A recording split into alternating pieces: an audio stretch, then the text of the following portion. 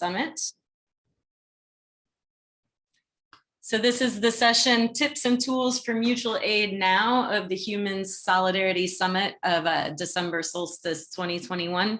And Cecile Saint-Jerome is going to facilitate this for us, Vice President of the Board of Directors of Humans and wonderful designer of the software we use and great collaborator for many years. So please, anything else you want to add to your introduction and then jump in?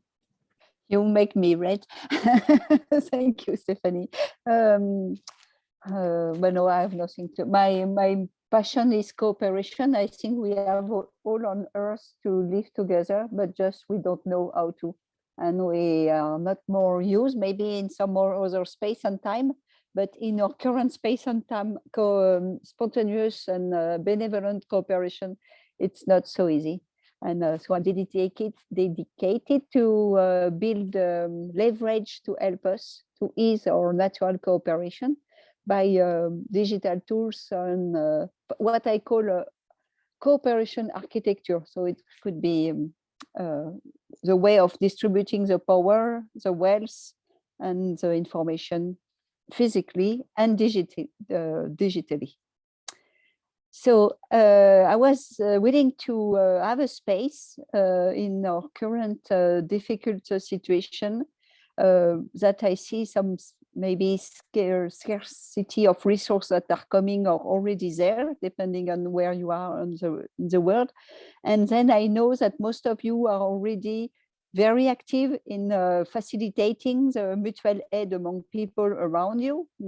Even some are, it's their main activities, but so I don't want to say that we are not doing things, but I was willing to make a focus that how can we help more people to mutual aid with us or without, because we cannot be everywhere, and we want to make people autonomous to help all the ones they want. And about aid, it's about really sharing resources, knowledge, and things. And because I think it is already very important, but it will unfortunately become even more important, like some things that it will be maybe the main priority. And it's also by helping each other locally or more broadly. It's a way also to know the people, and I think to break all this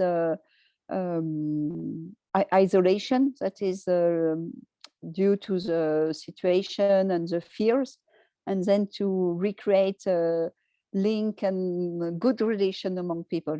And sometimes by doing things and to helping each other, it's a way to know the other and to have less fears about the unknown stranger. So I have created this space. You don't need to log, but you can if you want. So if you are not logged, you can also put your name so we know what. And then you can always contribute on this pad even if somebody is speaking. And I put some instruction in the green post-it on the left. And you can play if you really are not at ease with these tools. I put a sandbox, so if you want to play also. And in the sandbox, you can come back in this place. So I think it will be an open discussion, but I was willing to frame a bit our discussion with a few questions. So above the screens, you will see that you can put yourself and present yourself and put a photo if you want, or so I frame a bit how you want, and I put mine and Stephanie's, and but it's not really, I'm not replying to the questions that I've asked in the present. It's very down, Stephanie.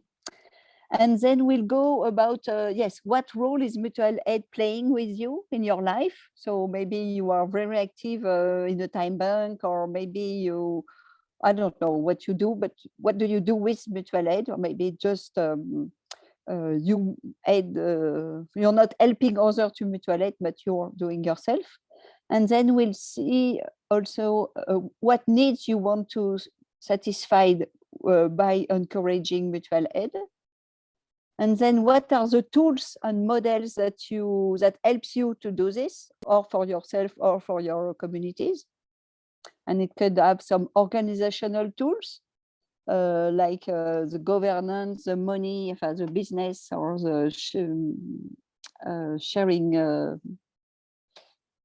all the yes, and all the communication ways, and the software that sometimes it's used for the communication, but there are specific software that I think it's really a specificity of the humans, so to have so much marketplace or time bank or things like this. And then that is also, so this will give us a little map and picture about how we are.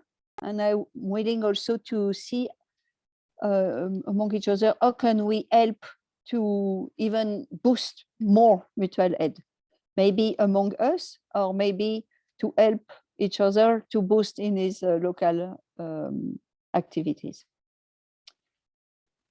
So I propose that anyone can start who wants to reply vocally to his question. And maybe you, sorry, I'm going back to Zoom. We can do it very naturally, and if it's going messy, we will use hands up features, but maybe we can go like this spontaneously. I see that Katie wants to speak. Thank you. Thank you. Yeah, I just shared a link in chat. I really want to give a shout out to the Mutual Aid Network. This is where I first learned about sociocracy several years ago. And now I am studying toward becoming a consultant. I'm this close to becoming a facilitator, but there's an opportunity in chat to learn sociocracy, not exactly for free, but for a scholarship based on a time trade. So they're very open to any kinds of gifts that somebody might have. So I wanted to put that in there.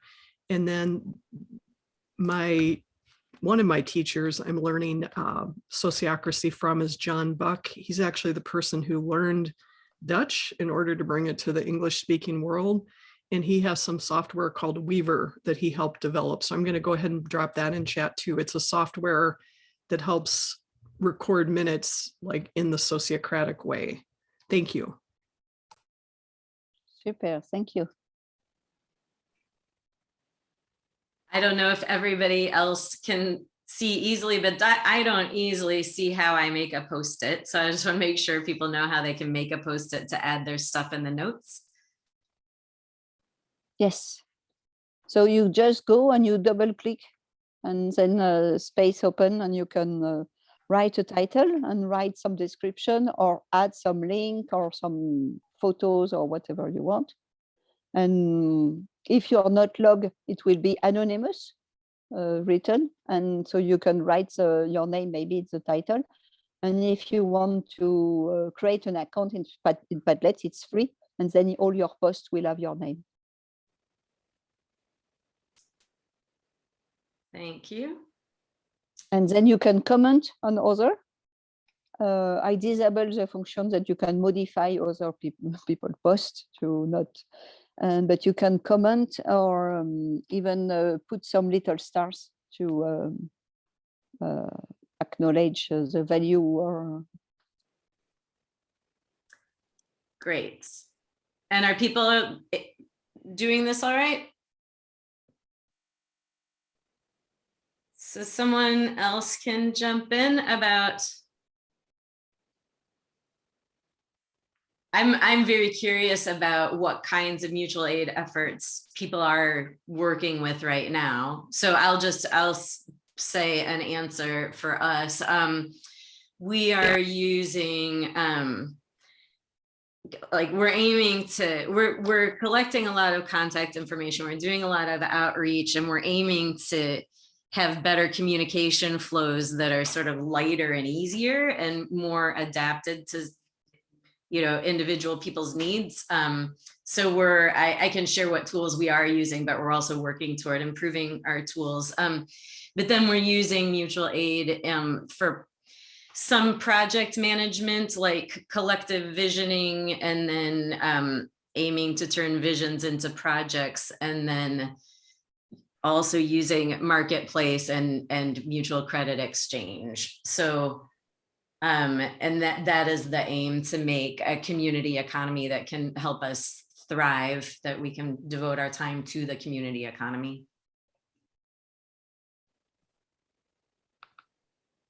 Thanks, Stephanie.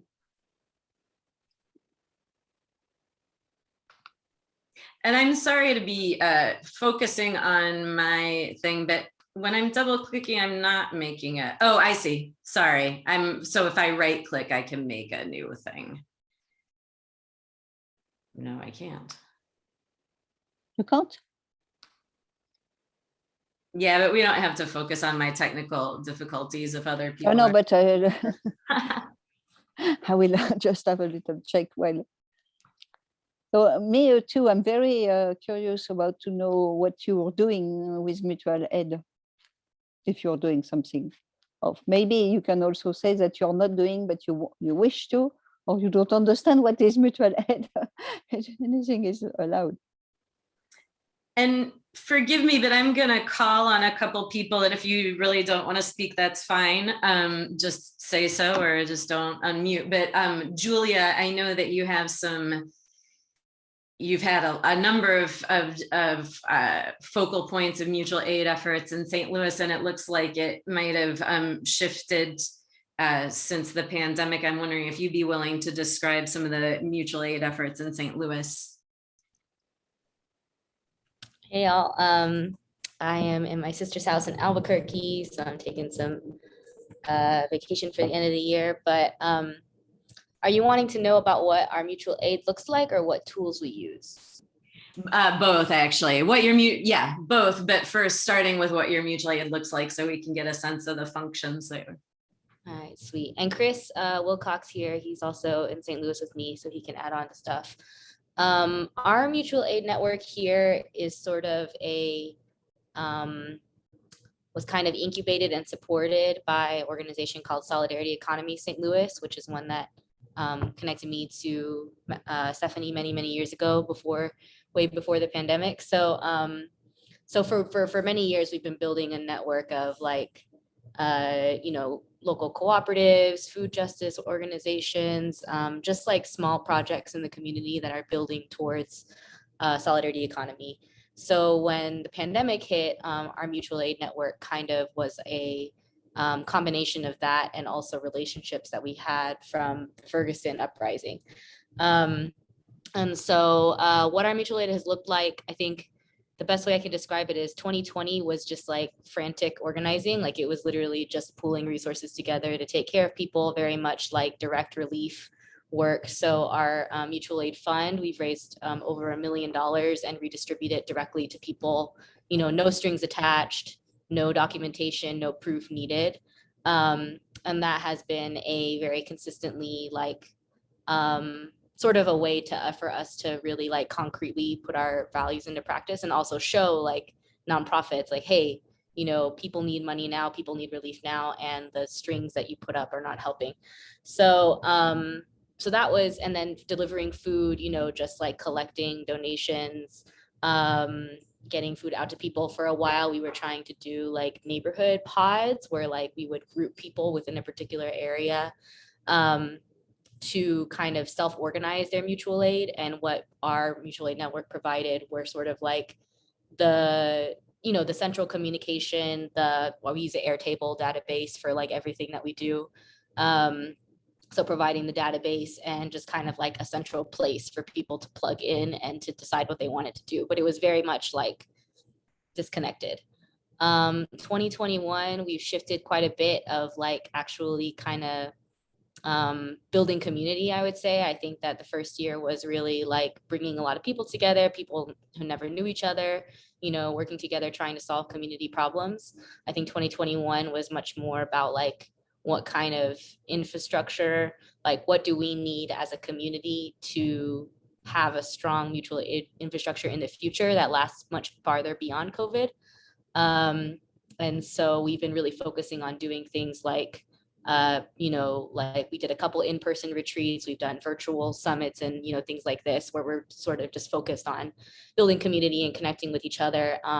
People like Chris are a wonderful example of leaders in mutual aid, because they are folks who came in as a volunteer, and then eventually he's now been hired by one of the local nonprofits that focuses on, racial and economic justice, to be a mutual aid associate, a coordinator. So there's sort of like groups in our network are starting to invest more in mutual aid as a practice. And then we all come together as a mutual aid network to support them or to kind of come up with goals together. So 2021 has looked a lot more like kind of investing in our leaders. Like, how do we take the people?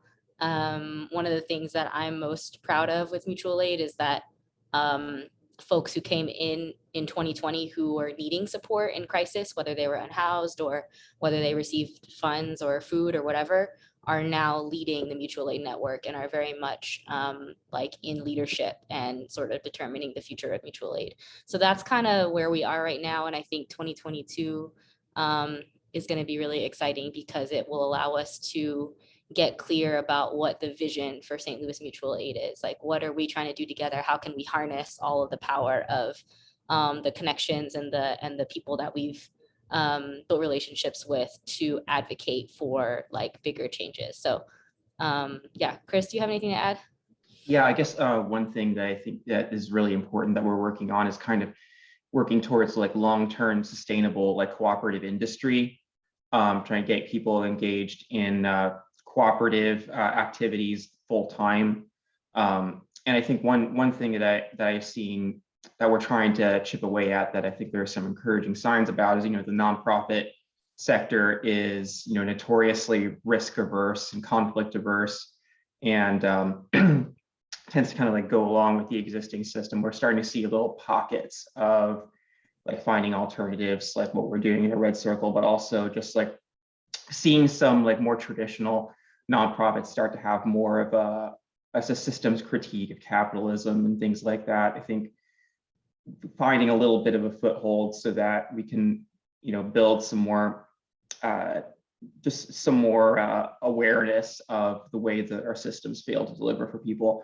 And also, one thing that I'm really interested in, kind of what we're doing, is building some more like projects that show like cooperative way of doing things being successful, even in the system that we have, just creating more proofs of concept of alternative ways of delivering needs and services that people need, that exist outside of profit and extraction and exchange.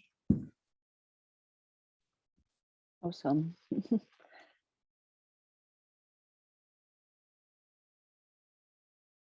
Anyone want to pipe in? You can ask questions about some specific tools or tips based on what you just heard from St. Louis or from anyone else, or you can jump in with your own mutual aid efforts. And I don't see everyone, so feel free to just speak up.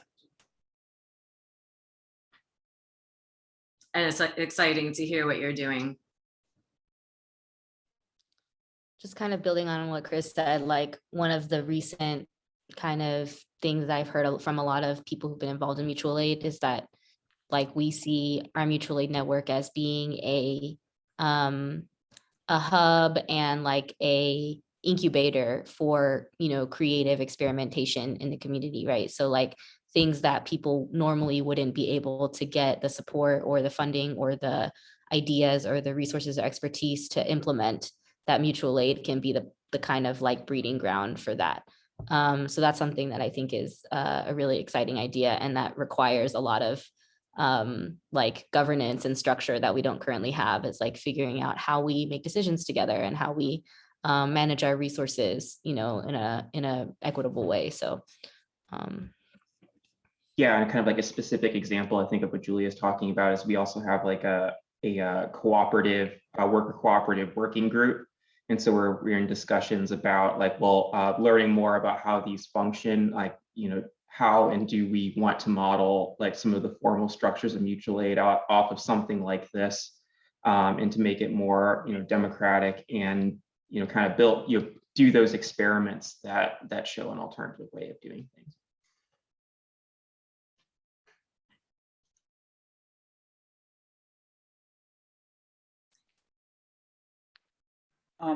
This is Karen Crozier. Thank you for sharing. I have a question, I think, for you, Chris, in light of your last comment about build projects that show success outside of cooperative methodologies outside of profit. Can you share more about what are the particular methodologies you're referring to? How expansive are cooperative methodologies from your experience? And as well as, although I know you want to profit, but there's just other things you want to profit from. And so can you expand on how are you conceiving of what the success means as opposed to extractive marketplace economic? Yeah, good question. I think we're in a lot of the beginning stages of kind of figuring out what that looks like. We've been talking, for instance, to existing worker-owned cooperatives that are in St. Louis already. We do like conduct businesses that are owned and governed by workers, and thinking about, well, what are some ways that we can encourage more people to be able to do this?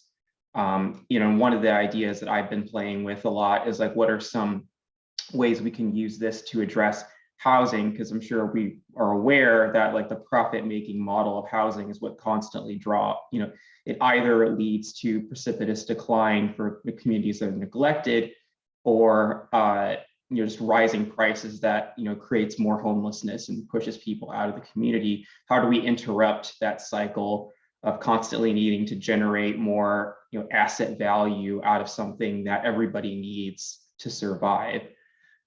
So I've been thinking a lot about like, what are some alternative ways of doing housing? Like, can we create housing that is owned by collectively by groups of people, so that it is more affordable? And you look at some existing models, typically like a single house owned by an intentional community like artists, for example. How is that something that we could expand? Are there different ways of doing that? I've talked with some people who are looking into buying property to help kind of like make group homes that are run a little bit differently than the normal. So those are kind of some examples that we're kind of playing with in terms of trying to figure out. And the way we've been doing food distribution also, just being able to compensate people for their time, and yet make sure that everybody gets that everyone is able to get things that they need, whether they would normally be able to buy it on the market or not.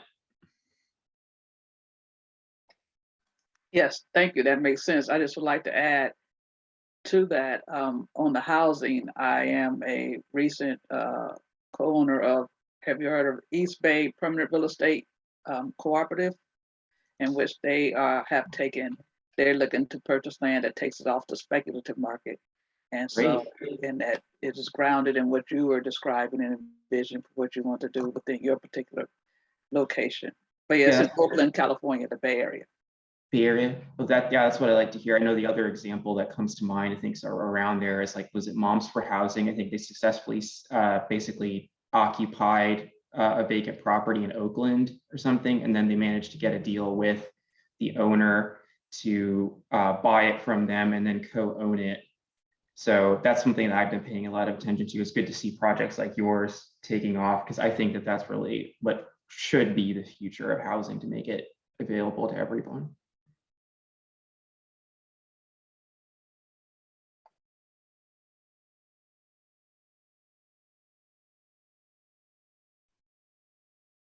Who else wants to jump in? You're welcome to speak up at any time. I can't always see everybody, and sometimes I'm typing notes. And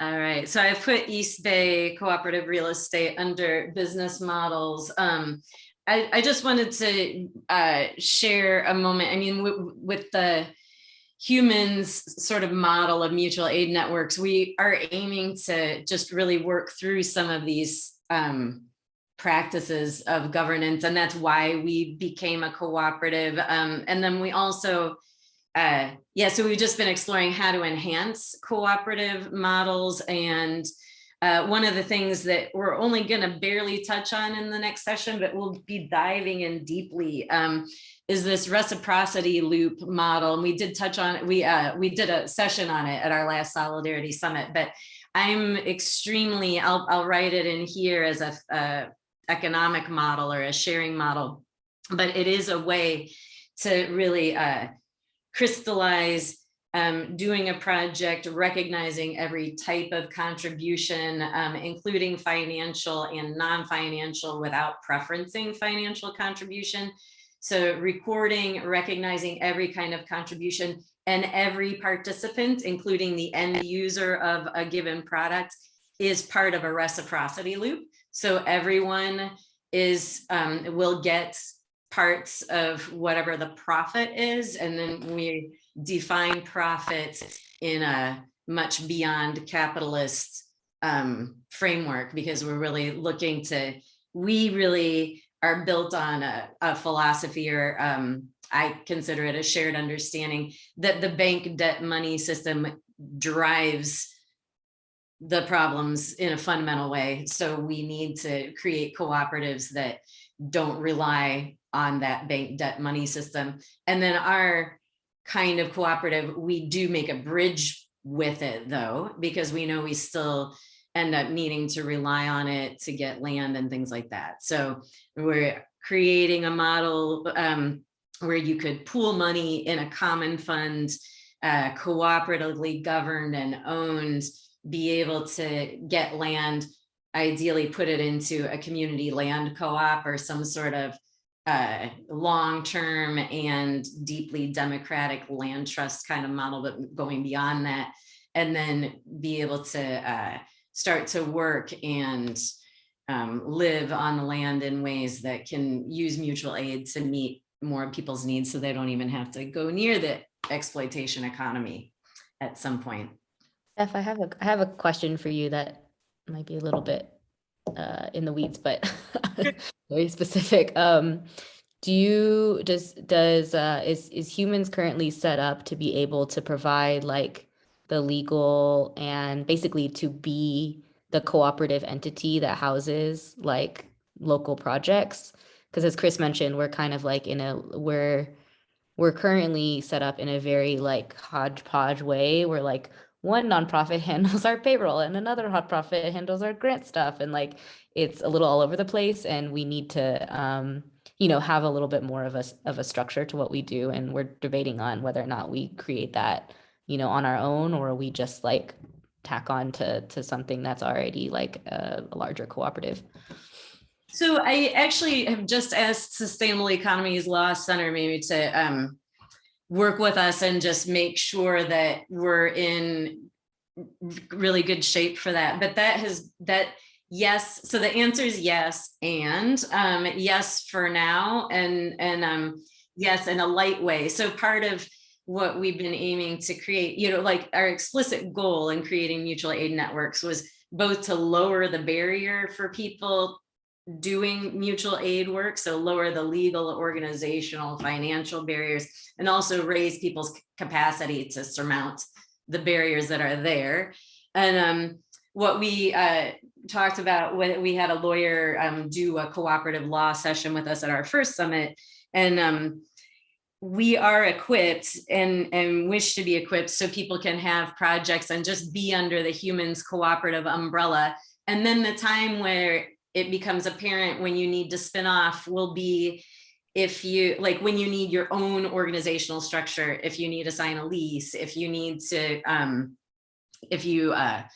signing a lease or entering sort of more formal legal agreements that would require you to sort of have your own entity. But for many circumstances, it's good enough to operate under the umbrella. We are not a nonprofit. And as you know, from years ago, we were working on making a nonprofit arm, and it was really very difficult in a variety of ways. I'm sure we went about it the wrong way, or 6 wrong ways. So we would like to find a more stable sort of nonprofit partner that could be a fiscal sponsor. And then one more thing, and I will type this in the chat. We just opened an account in Open Collective. So Open Collective is aiming to really create a model where cooperatives can do fundraising and not have to like go out and find a fiscal sponsor. So we're practicing with that as a way to break open that issue. And Michael L., please jump in.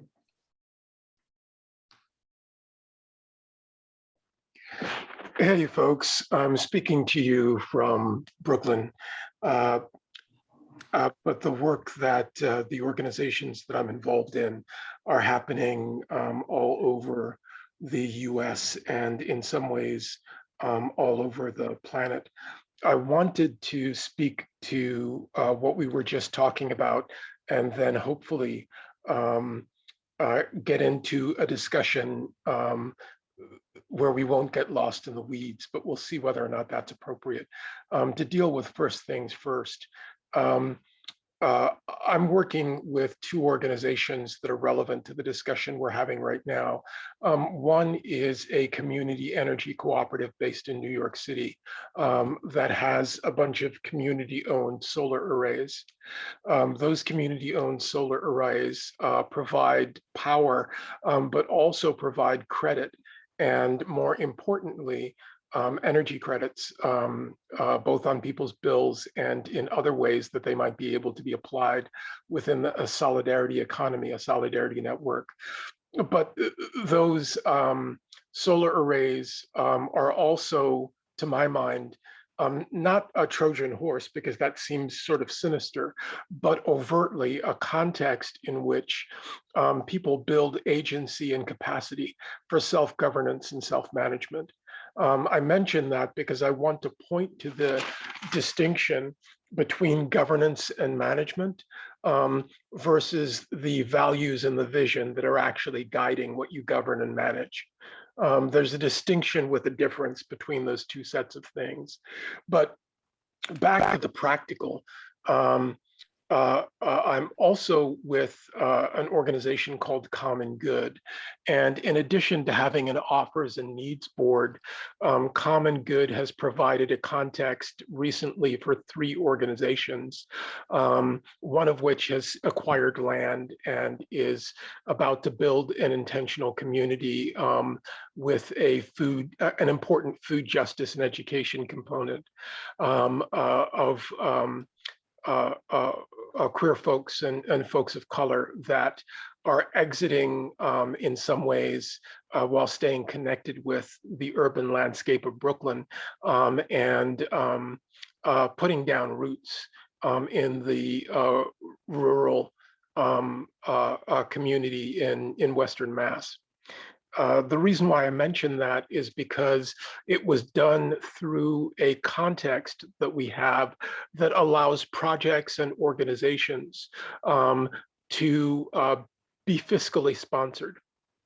And those fiscal sponsorships not just allow fundraising, but allow a kind of accountability and transparency that's beyond what the government is requesting of organizations in order to do work that makes the state attorney generals happy with them, or whatever the case may be.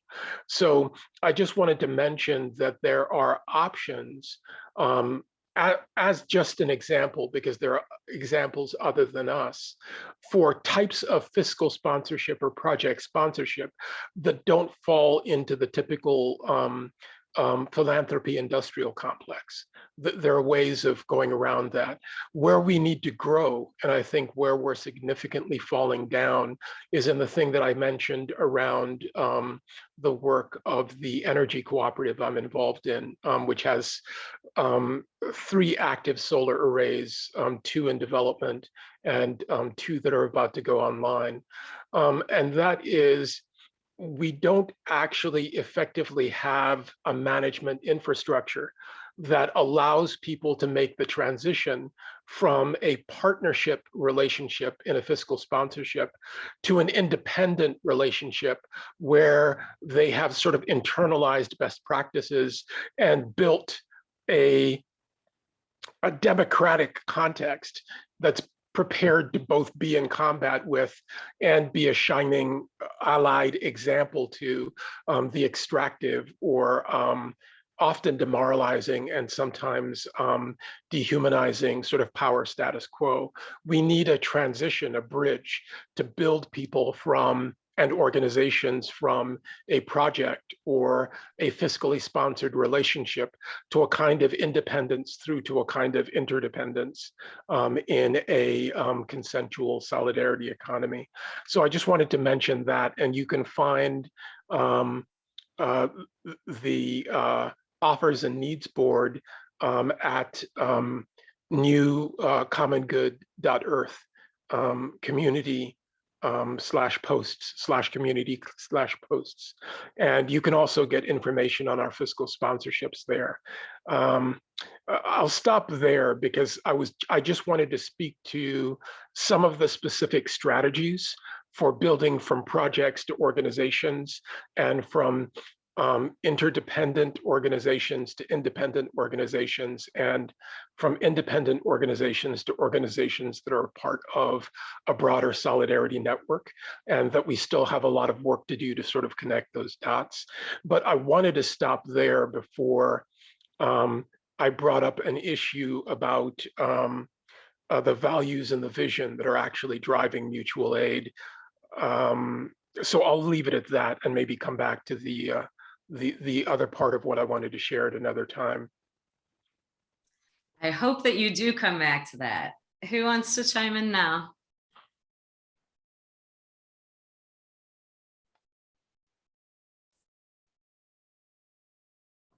Are people, do people see your different applications or your vision of what applications of mutual aid? Have they all been represented here? What role does mutual aid play in your community, or what role do you want it? I will share my experience. So I'm not really working on with people around me. I'm more helping to, more trying to help the one who are helping the people. And so when I hear mutual aid, for me, it's about giving the people the, we know we have some problem about money, things like this, but moreover is to see the resource and to understand the needs and then to match them. So for me, it's really about making visible the needs and the resources and allow the exchange. And then because now there is also scarcity of money resources for many people, and trust. So the way is done, and all the frame of trust that should be implemented to help unknown people to exchange together, even with a non-known currency. So it's a lot of unknown, but finally, when two people, because we have all the same needs, and so to really make visible. And it's the same dynamics with allowing people locally to exchange through time bank or any marketplace, or even just a board in some village, or just a little board with the needs or the offering to go in the city by car. And it's the same among us, because some of us have a lot of skills maybe in building a cup, and some are with making games to facilitate that people understand how much they are wealthy with their talents and resources, personal resources. And then so to really apply on us and give us the tools to to be able to exchange and to help each other, and by being very congruent to acknowledge any contribution, and to not always exchange by waiting that you will have a reciprocity just now, and to so it's really about that rules should be explicit. I make actually a thesis a long year ago about the favorable condition to cooperate, and understanding that spontaneous cooperation cannot be mandatory, because that's not cooperation in my vocabulary. But there are some conditions that can help and ease. And yes, a certain level of transparency, maybe not totally radical, because then you fall in too much information, and some fair sharing of power, fair sharing of resource and effort and gains. So it's what I try to, not try, I'm doing, and yes, by going further time banking, that it's really already a big step. And in the map, because I was surprised that about the limits of time banking, and that you need sometimes you need to exchange with part of the time bank money and part in the official dollar or euro money, or whatever your state you are, and then just to be able to have an offer with several currency. I was thinking that's very simple and basic, but I've made this in 2015, I think, and it's not existing anywhere, unfortunately, because I was doing this to inspire other marketplace to have the same. So because I think we need to access to kind of a money of an exchange mean, and so yes, I'm trying to what the needs I'm trying to fill is really access to the exchange, the mean of exchange, and the information to be able to make the exchange with the one who have the skills that you miss. And that all is fair with a good, what we call the reciprocity loop, meaning any contribution should be shared and show, and that we are, it's no more the time about just a secret advantage or thing like this. It's really a new paradigm of new, but I think very ancient, because nature is cooperating and is quite transparent. There is no hidden information. So that's all. I will ask Goratz to give a little overview of the reciprocity loop if you're willing to during this session, whenever you're ready. And anybody else is welcome to speak up and offer or ask about rules of mutual aid. I wanted to refer to something that Sibyl said about. Okay, just a second to find my mic. Now, yeah, just a second. Hello. Hello. Okay, can you hear me? Okay. Yes. My connection is unstable, they say. That's why I don't have a cam. I'm sorry. So, okay. Just quickly about the reciprocity loop. I was just reading because I have tomorrow another short fireside chat about self-management in Yugoslavia, and I found my father's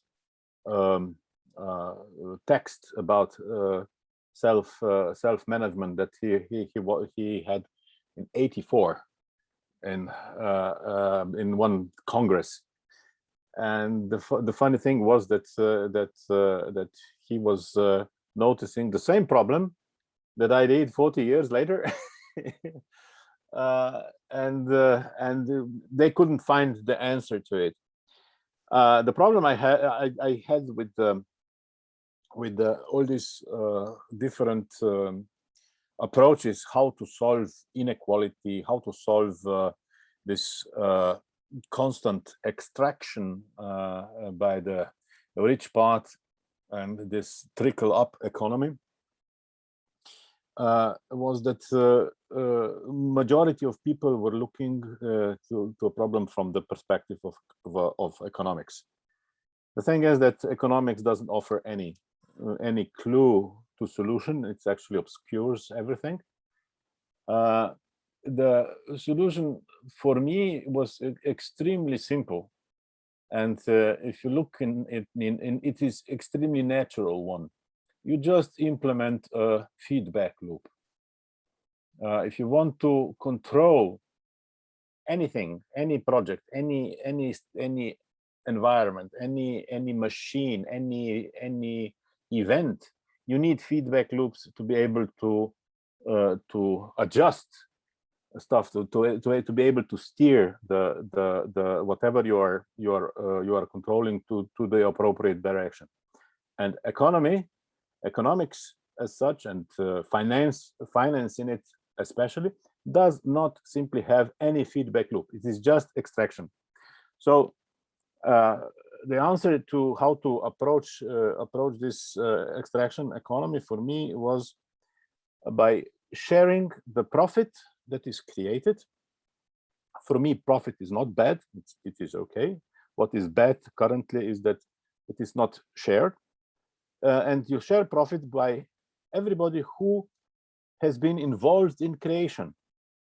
And here is, of course, quickly a problem, because when I say, okay, imagine three friends that are having a nice chat, and they realize that they can do a business together, and they can create some profit, earn some money.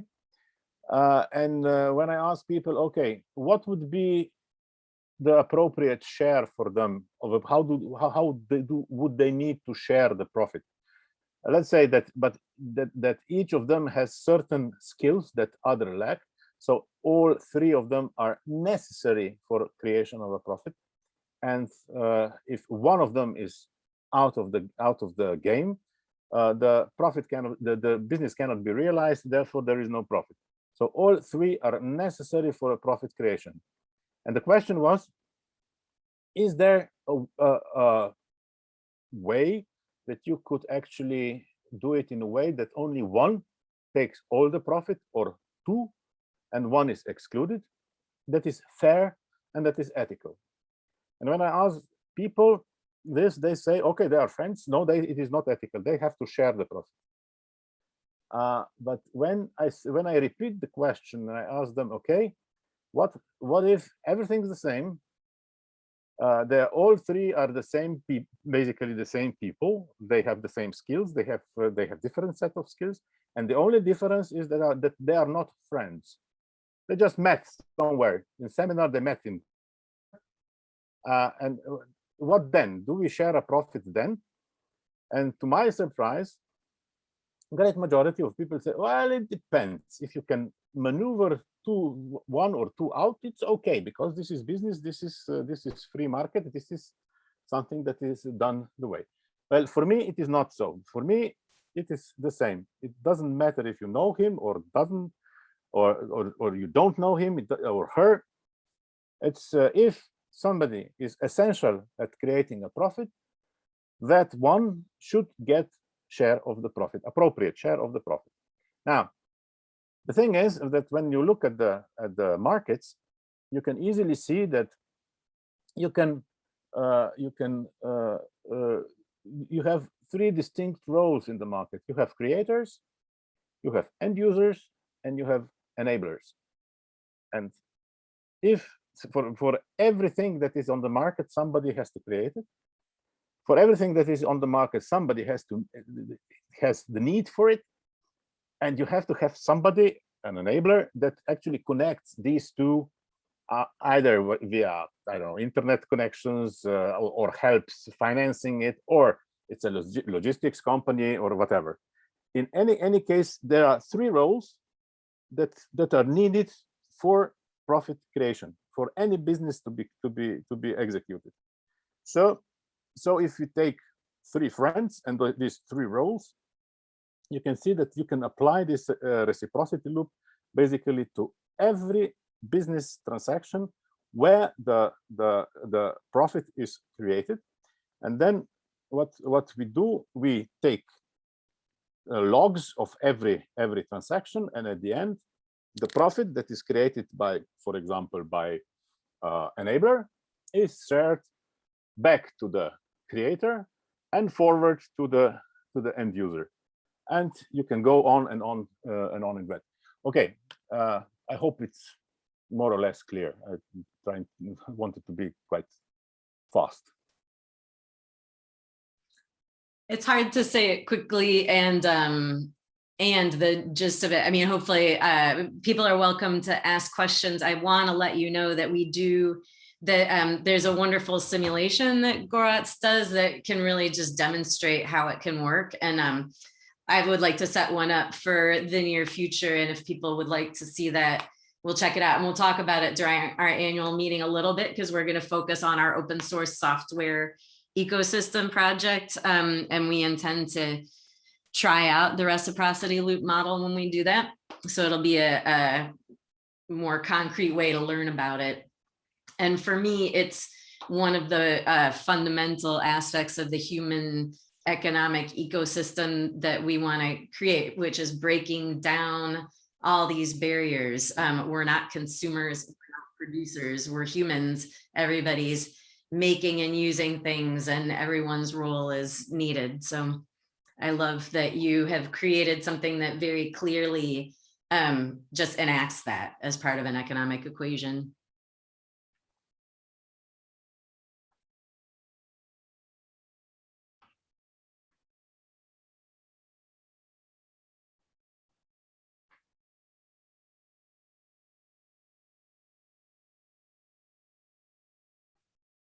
Does someone want to show us what they're using, or Cyril, do you want to go a particular direction? I would like to show people some of what we currently have, and we'll show what we're working toward also, and want to make sure that we hear from everybody who's here.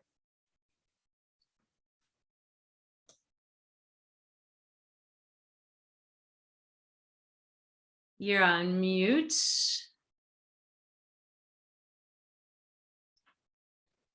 Yes, I was thinking that if no one wants to share more now, and after that you have shared what you want, Stephanie, that maybe we can speak about what our need, what is missing in our toolbox or models box or whatever box to unleash even more our action.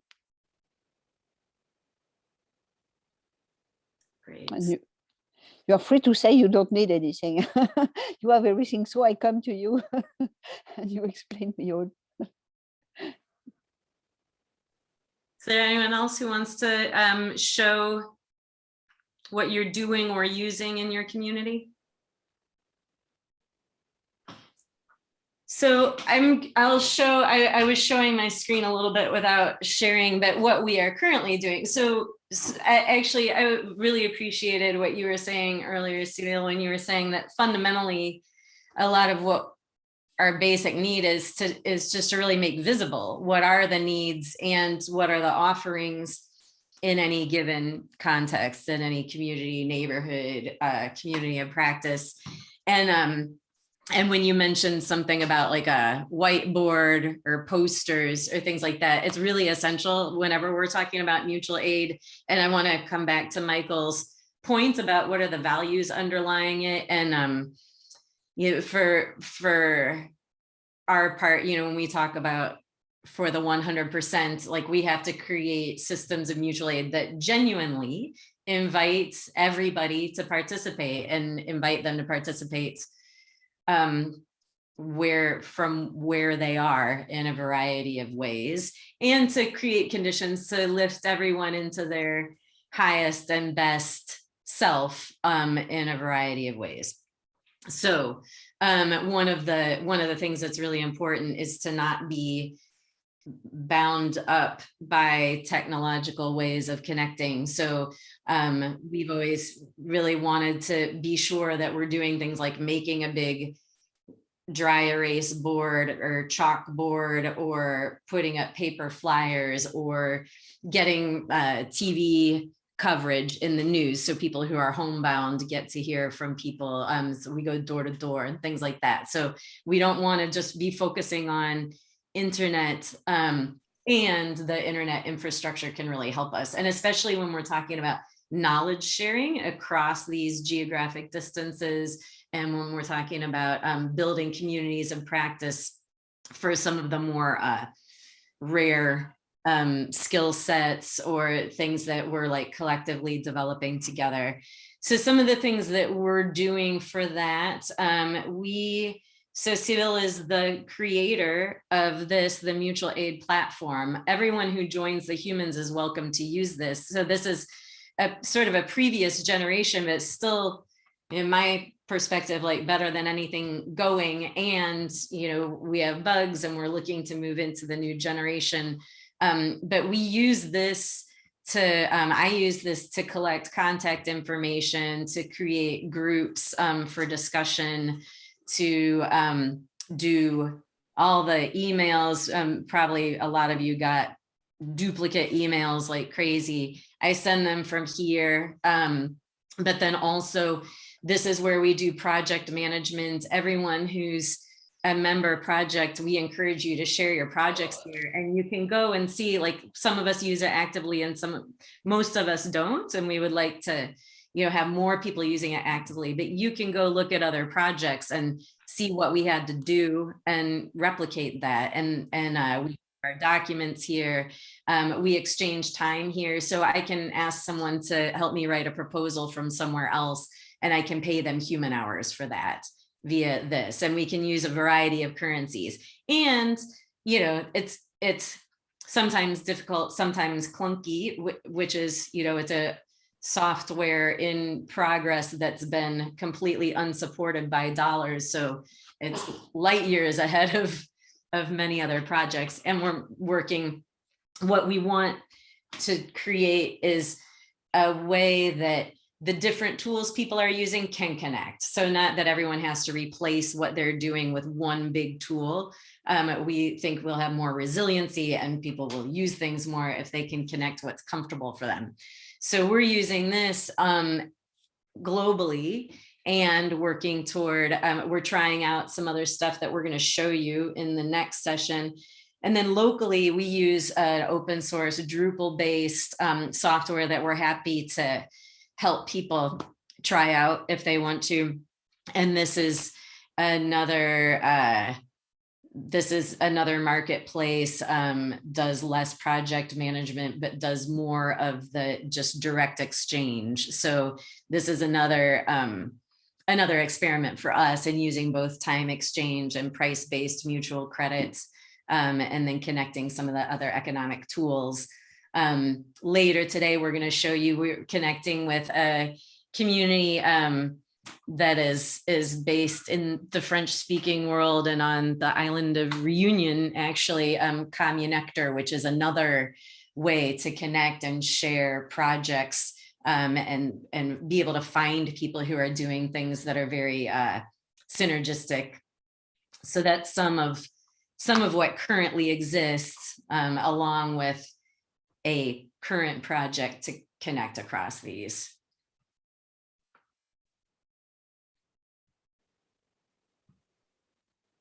What are people missing? For me, what I'm missing is, is that connection. So part of what we're working toward is, like, I could be just me and I can have a dashboard or some sort of interface that shows all my stuff in one place. So I could earn hours in my own time bank here. I could earn hours in the mutual aid network locally. I could earn them in the Humans by helping out someone across the world.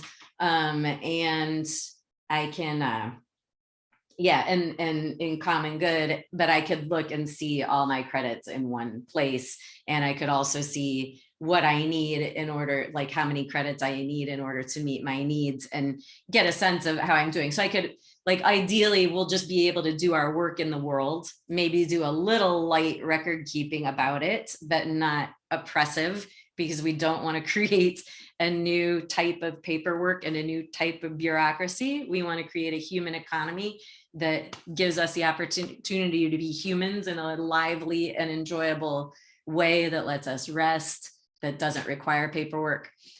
So those are some of the things that are missing, is making that light, enjoyable part, making the almost automatic part, making it, you know, we've expressed in a number of ways already today that we don't, what we're looking to do is not formalize a bunch of sharing that already happens informally. The reason to formalize it is to create opportunities for new people to find it and come in, for people to get that feeling of they will be cared for when they need it.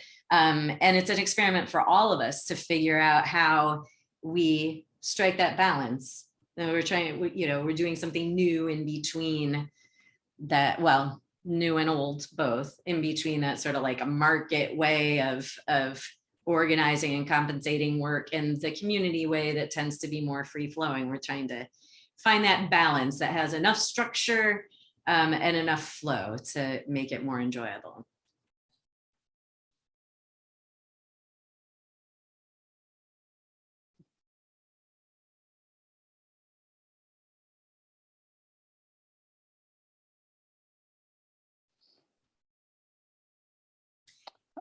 I agree with you that we need to not have a big paperwork and headache, and also to think, okay, all the digital world is really easing everything, but not forgetting that maybe one day it can not work, and that many people or don't like, or don't know, or don't have access. So I can share. I have a good colleague in France. She is installing everywhere when she go to a place to another to make some facilitation training or whatever. She's taking times to stop in many little village, and she install 2 boards. One board is so people can just write their what they can offer and what they need. Another other, it's I don't know how to say it in English, but it's a kind of idea to project, and then with kind of bubble, it's a bubble board, and with very simple process, because then someone make a bubble because he has an idea, you know, like in the comics books, and if some or at least 3 usually people come because they are interested, then the project starts and action start, and then it's so there is a third step. It's a rope with some you know, like when you hang your clothes, and then the project became just a sheet on the on the rope, and then all the action of the project will be. And so the difficulty is to find a place where the rain is not coming. But it's amazing how in some, but it's more working or in village or in some kind of area in a city. But it's cannot work for a big city. You should have in many places. But it's really helping people to have initiative. Because actually, I think most of the people feel totally disempowered, and they complain about the mayor, but they don't know how to do things for their just neighborhood. And this is a very simple and low cost things. And we are working with Frédéric to catch what is done in this physical board. So the people that are maybe a bit too far, for instance, myself, I live in a very far, deep country, and my village main place is far. I'm not going very often, so I will not know what happens there.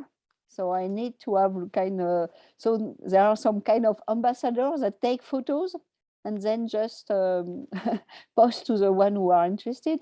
So very low tech, and we wish also to really capture the data, so it's going in all our digital tools to have the memory, and then be able to this, because when we see really the contribution, we can it can ease the share distribution also, and all this.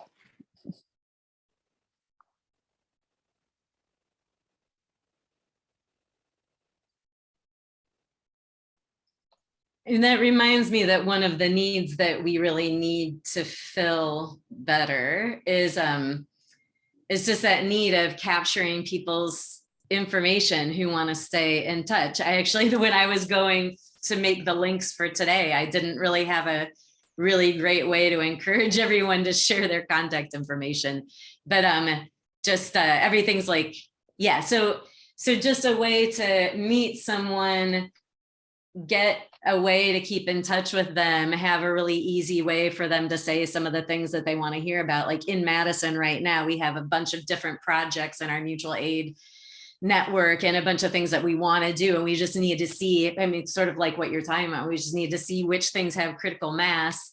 And yeah, so one thing that I will like to do to follow up from this session later, so I'll make a commitment and encourage people to help with it if you want to, is to take all the information that we make, like make pictures of like all the things you would use together, like whether you would call it a stack or a flow or something, and then we can try to ease that, and you'll see some of the ways that we're going to do that technically. But I know already I work with a zillion different online tools, and there are things that I can do to have saved passwords, and you can kind of hack them together already. And so I think for the most part, you know, when we talk about this stuff, the way I see it is we have what we need to do the mutual aid stuff. It's just not being made as easy as it needs to be, especially for people who are new to it. I agree, Stephanie, because to help that we mutual aid each other, among each other, we really need to understand how you work, what tools you use, what is missing.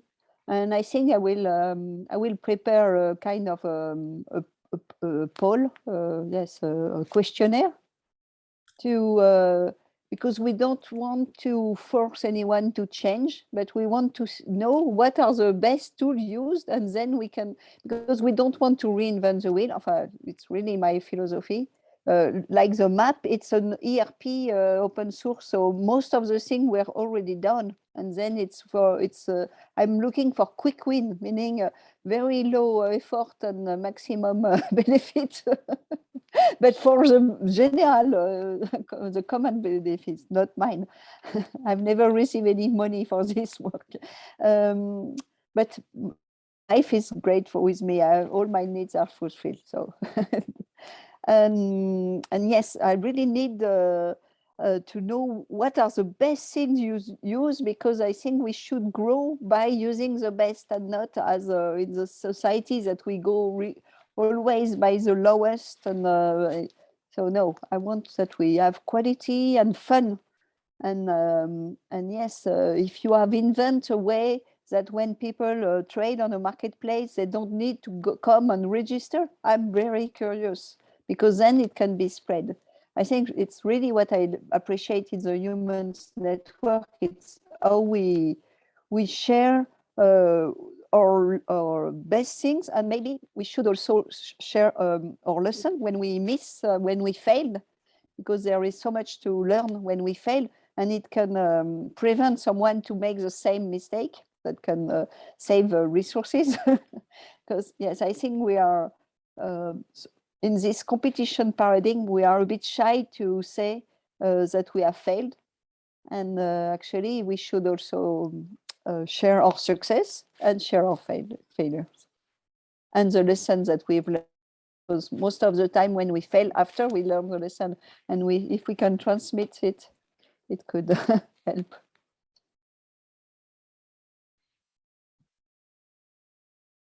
If people don't want to, please jump in if you have more about the tips and tools part, sharing failures or successes or things that we need? And if not, I'll see if that's a good segue to come back to what Michael was going to talk about, because I mean, that is about embodying values in specific ways. And yes, Stephanie, I see that in the chat you've remind us that we can subscribe to the Human Network, because all this, we try to make it without money, but we still need money. And you see, it's not to pay us, but there are a lot of costs. So if you want to subscribe or also sponsor, and we have just launched, it's really the beginning. We have not really communicate a crowdsourcing for crowdfunding, but it could be with contribution too, for all this new digital app that will embed the reciprocity loop that we were talking just before. So really, if you can support and tell your friends, because actually I think we are building a kind of, it's not even Web3, but it's something, because everything will be open source and will be available for other people. So what we are doing here can help, I think, so much, because our needs are working all over the world with different type of organization. Everybody has the same need, every organization, and good spirit people have the same needs. So do people want to go still in some more nuts and bolts directions right at the moment?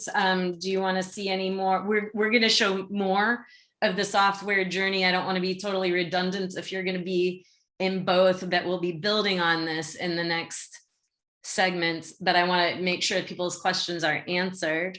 And if we're filled for the moment about the very nuts and bolts, then I will ask Michael if he wants to dive into some of the values questions that he mentioned. But last call for the next few minutes on nuts and bolts stuff. Anyone want to jump in with the needs, big successes or big learning opportunities?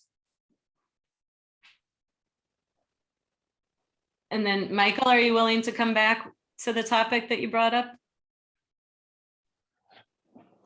Thanks, Stephanie. I'm willing to come back to that, but with a caveat. The caveat is that these are questions that we're already all asking ourselves, so they're not new. We're asking them in practice in terms of how we walk the walk, how we walk the talk, so to speak, but we're also asking them in other terms when we look at the histories of solidarity and liberation struggles that have led up to us, and when we are aware of some of the things that we're examining right now that get in the way of our authentic or best selves. So I just wanted to raise, within the context of the fact that we're already doing this work, that there's this issue of, for me, what are among the end purposes that the work serves. Right? And for me, it's one of the end purposes is the idea of cultivating or building agency. Some people would call it capacity, but it's agency, the awareness that you are capable and deserving of exercising that capability to bring about human dignity and self-governance, and to demand transparency and accountability from those who have power, and embracing and manifesting of one's own power, individually, community, society, etc. So one of the distinctions I wanted to bring up was that I'm still a bit unnerved by what I run into consistently, which is that I'm unnerved by the fact that people are consistently conflating charity with solidarity. And I think we conflate charity with solidarity at our own peril, because I think that charity tends to reinforce the power status quo. And solidarity, as I understand it, has a commitment to actually not just challenge the current status quo, because that's merely reactive, but to model something other than the status quo, not even in reaction to it. Not like I don't want that, but I can imagine this other thing and I'm going to manifest it in action, right? And so there's this other difference between charity and solidarity for me. And it's a key difference that we've run into with some confrontation and some pain, and I think some harm in terms of the community solar, the community-owned solar work that we do. And that is that you can do a good job on a project, it can get done, but then you actually leave people with less power than you found them. Right? So you can actually have a functioning piece of capital infrastructure that delivers material value that change the quality of people's lives. But their actual agency, their actual access to and exercise of power is not just the same or status quo, but it's actually undermined. There are a couple of ways that that's happened in community-owned solar. One of the ways is that community-owned solar comes about by having to negotiate with the established investor-driven utilities. And it comes about by actually having to pull together tax equity investors that actually finance community-owned solar before it actually flips ownership or flips equity ownership to being owned, controlled, and managed by the community. And in that process, before the flip, there are things that happen almost by default instead of by design that disempower the community before they have the opportunity to gain and hold equity, exercise governance, and make connections with other communities that would allow them to build energy infrastructures in the commons or broadband infrastructures or whatever it is, right? So I just wanted to bring up, and again, I want to make it clear, I'm not bringing up something that I think is news to anybody on the line. We're all struggling with these things in real time, but it concerns me that sometimes we're looking at the tools and we're not consistently touching base with the values and vision or the task that's ahead of us. And so I just want to ask us that we not confuse charity with solidarity, right? And that we not confuse camaraderie with community. And that when we're thinking about mutuality, that we're thinking about it in terms of autonomy and consent, as was brought up in the discussion that happened before this. There are some people with good reason who say, I don't want a bunch of do-gooders descending on me to help me. And that's because they have the lived experience that their suffering becomes a kind of pornography for the people who are claiming to help them. And that those people leave and they feel the worse for wear. They feel demoralized. So they have good reason to be protective about who is helping them and what constitutes help and how that happens. So I just wanted to throw that out there to see if people had responses or insight into it. And there have been some really interesting learnings in some of the work that has been done that informs racial and gender justice as a part of the dynamic, but it also has to do with sort of the grounded fundamentals of how we build power, what we do with the power that we have, how we're accountable for the ways we, ignore it, deny it, use it, abuse it, etc. And then how we actually create, I don't use the term empowerment, but how we create a bridge so that the people we're in solidarity with can hold us and each other mutually accountable for how we're exercising and building towards the abundance that we want to create. My hope is that that made sense. I suspect I might have muddied the water, but I'll leave it at that.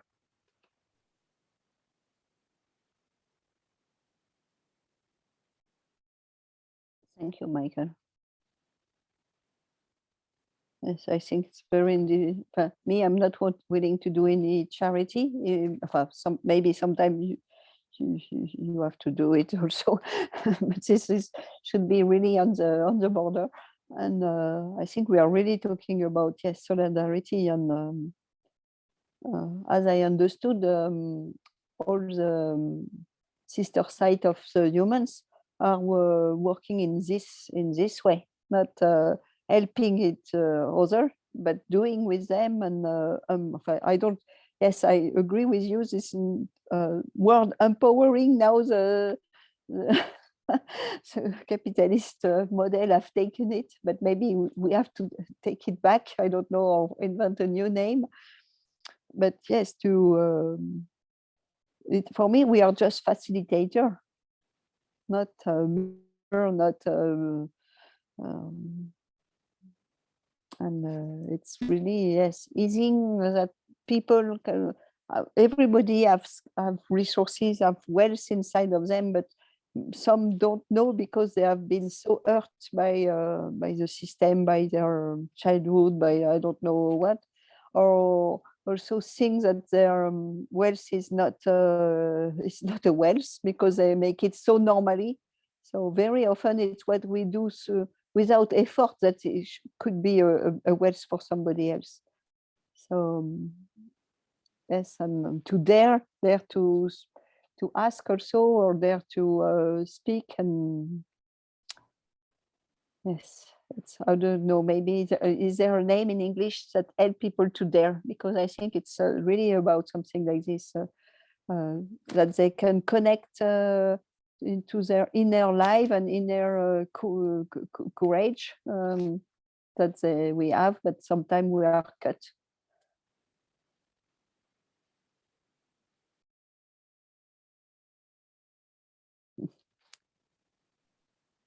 It is one of the, I really very much appreciate that mutual aid and the terminology of mutual aid and mutual aid networks really exploded in the last couple of years, and acknowledge that it's double-edged, being so tied in with disaster relief in forms that have often taken on the form of charity. So I don't mean to disparage the efforts that are doing that. And I know that often that's the best option that's available to people, or the only option that they know. And it's one of the reasons I was glad that we had this prior organization called Mutual Aid Networks and Humans United in Mutual Aid Networks, because the aim has always been to create a governance, infrastructure, and community of practice that has reasons that we want to be part of it, and reasons that we want to be lifted up to higher and higher standards, and that we learn what those standards are from each other, again, in healthy communities with healthy communication that are inviting to everybody. And of course, we have a lot to learn and improve on to do that. And one of the things that I'm just reminded to mention, because I'm wanting to come out of this summit with a regular time that we have bigger picture conversations. These summits actually grew out of, we were doing a big picture salon conversation every week, and then identified the need to start coming together around the world. And so now we'll do both. We can come together and talk about the big picture conversations that we need to keep having. So I'll reach out to everybody who signs up and see who wants to be part of that, and what good ways would be to do that. It's really essential that we stay grounded. I'd like to pass the mic to someone who wants it. Chris. I just wanted to say a brief thing. Because yeah, I think whenever something starts to work, there's always a risk that's going to get co-opted. And like that's happened very frequently with mutual aid, specifically in history.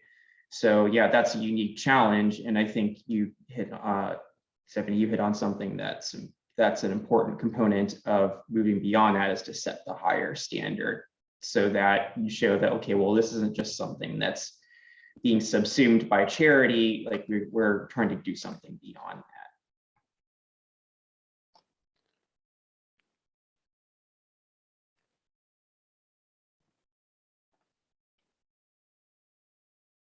Go ahead, Kathy.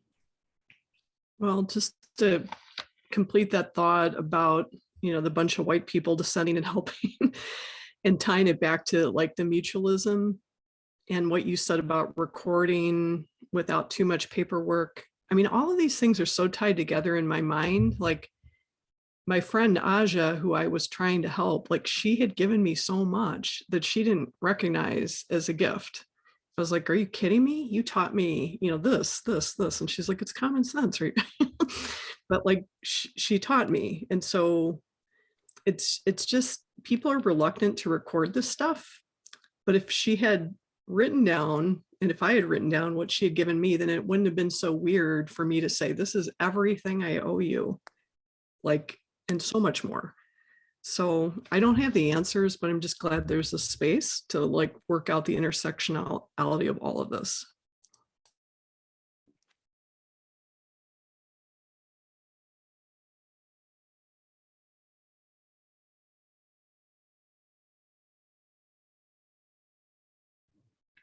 Absolutely. Thank you, everybody, and thanks for raising all of the subjects that have been raised. So, Sibylla, do you have? We have up to a half hour left that we don't need to take it all. In fact, it'd probably be good if we end a little bit early so we have a bit of a break before the next meeting. In the next meeting, we will dive more explicitly into the open source software journey that we're about to undertake. I don't know if you can make it or not. We'll record that and share it later. But Sibylla, how would you like to take us through the rest? I'll just turn it back to you, unless you decide not to. No, I think I agree. I think we are full and complete, as we say in sociocracy. So it's good to have a little rest. This is very sustainable, to have a little pause and breath before the next session. And I think the next session, yes, we'll talk about the software, but also it's a general assembly. So there will be some election for the board member. So I'm in midterm, so I will stay in the board, maybe not vice president, I don't know. But you're welcome. Some candidates were did before, but I think it's not too late. And also I think we will talk about a bit what we have done, but with not a painful headache, and what we are going to do. And because for me, what I'm doing here, it's really fulfilling my life, and it's giving me a real reason to live and to cross with hope all this mess we are all crossing currently.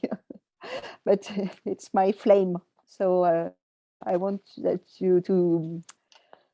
we share the flame and we help each other also when someone is getting down with some hopeless, something like this, that we don't lost also, that we can care each other also, to always have a hope and help the one who's sometimes losing it. This is really informal and undigital. And thank you for participating, and I'm very willing to see more what you are all so well. Thank you for the world. Thank you, and thank you for putting that structure together in those notes, and I look forward to digesting what's there and resharing it back to folks. I want to see if people have any burning question or anything that's left tied up for this session, and give you a chance to do a quick checkout before we close. But first, burning questions. Go ahead and unmute if you have one. I just repost the link of our notes. So if you want to correct, you cannot correct, but if it's me that I've written, but you can comment, and then I will include your comment. So please give the links and everything. Fill this Padlet because it's all our collective wealth, and we will share, and it will be always available for you. Thank you. Go ahead, Ian. I have a question. You went quiet again, though.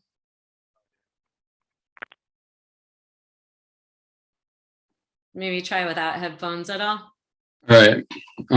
So yeah, I'm Ian, here in Madison, or so-called Madison, Ho-Chunk land. So the question I was thinking of, to touch on what some folks, this kind of conflict between charity and cooperation, or I guess just real connection. I think my part of my interest in mutual aid networks and having just starting being involved in it now is like wanting to be really helping folks. And the question I would have, if anyone could speak to, our mutual aid networks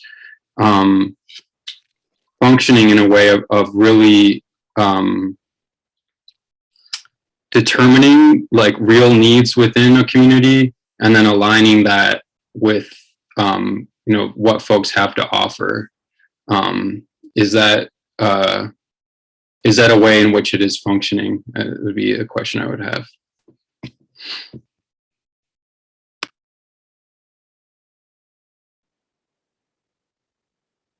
Julia or Chris, would you like to share how you've approached things in St. Louis?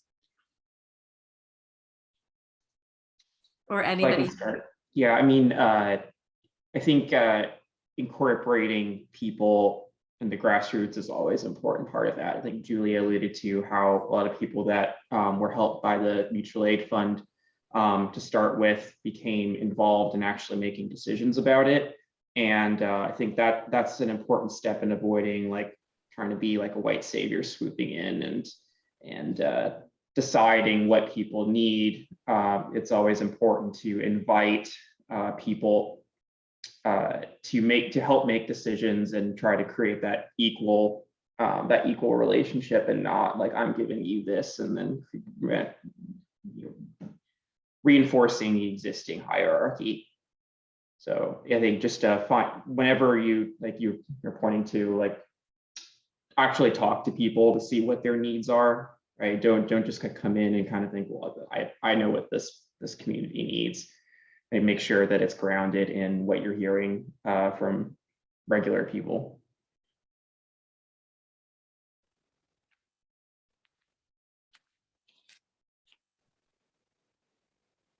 And I guess the follow-up would be, is that something that's happening through like these kind of virtual tools, or how did that play out? How does that play out more, I guess, like in a situation, sounds like it, that it really is working in that way? I mean, there are limitations with the digital tools, right? Not everybody has like the internet infrastructure or the tools to interact with that. In some way, it has been easier to connect to people because you don't have to get everybody to a physical place to meet. On the other hand, there's going to be a lot of people who are like intimidated or aren't quite able to connect in that way.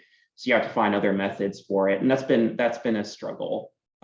Is like keeping people engaged without like having the face-to-face meeting that gets gives people more feeling of belonging in the group too. So like face-to-face interactions whenever possible, there's limitations with COVID, of course, but there's not really a substitute for that. I think when people are standing in a space and looking at someone else who's actually there, that has a more of an impact. The technology is a useful tool when that's not available. And I think one thing, it takes a lot of time and work to do that kind of communication.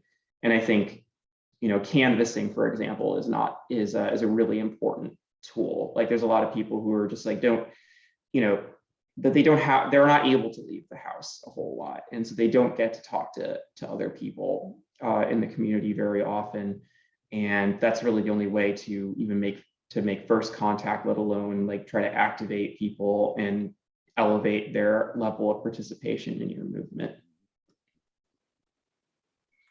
This is making me realize that, I mean, because we just did a little door-to-door yesterday, and I was remembering that it's when you're going to do thorough neighborhood canvassing, there's some logistical work that goes behind that. And that's another thing that we could create and should create is some canvassing guides to help people go door to door. I'm going to share the flyers that we just made that definitely need improved to have people say some of the things they need. I think I was with Julia in St. Louis. I'm pretty sure we were at a block party at a community space, and people put out a big whiteboard. So we're replicating that here in Madison this week, but a big dry erase board that says, like, what do you dream of for your community? And so again, just directly ask. And to me, there's also like a dance that needs to happen between having something to offer, like a reason to be knocking on the door, but have it be open enough. Because I've found that if it's wide open, it's a little too much a lot of times. So yeah, so having a reason to knock on the door, having something to invite people into, and having something to invite people into that they own and have agency and can be the dreamers behind, and making that dance and starting with who you are and where you are, because that's all any of us can do. Yeah, I think another important part of that is that's something I have to remind myself of too, is to be careful about the language that I use, because it can be very like alienating to use lots of like academic or like activist language that people aren't familiar with. And also having to re-explain what mutual aid is, and it takes a lot of time, like to explain it again and again. But I think it's besides the fact that people are hearing it a lot more, it's a concept that I think isn't fully defined for a lot of people. And so you have to be willing to start from the beginning and meet people where they're at in terms of their understanding about how these things work, and kind of introduce people into what all of this means in terms that are easily understood. And understanding that's not dumbing down, that's just inviting people to a place that they haven't been before.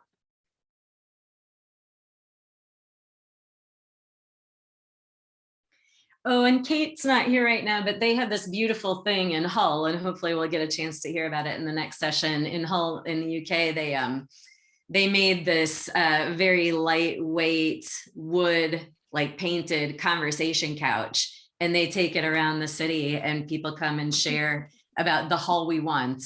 So they get all kinds of ideas, and it also just shifts people's framework and their day in a pretty beautiful way. Yeah, and I think that's another important addition too, is that like when you're talking about like the Hull we want, right? Like people already understand these things, right? You're not teaching them anything new. You're just like putting it in a different context. And so I think people are often very ready to do these things already. It's just that we need to have the organization that allows it.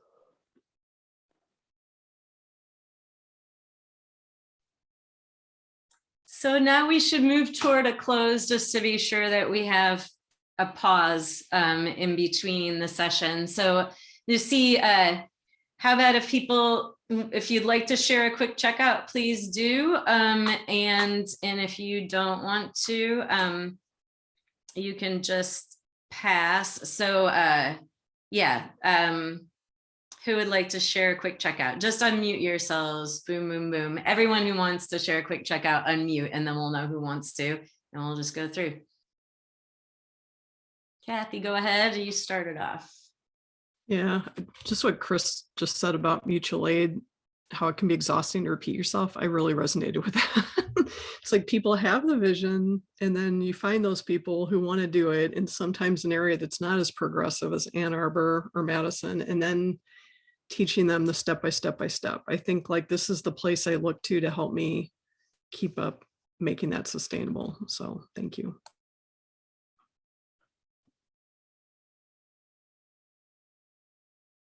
Cyril, would you like to make a checkout? Thank you.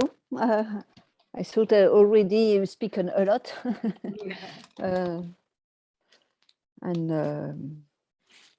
Yes, thank you, and see you in 15 minutes. Sounds good. Ian, had you wanted to say something?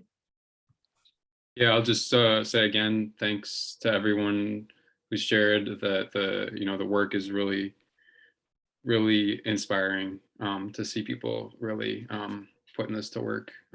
So thanks. Thanks.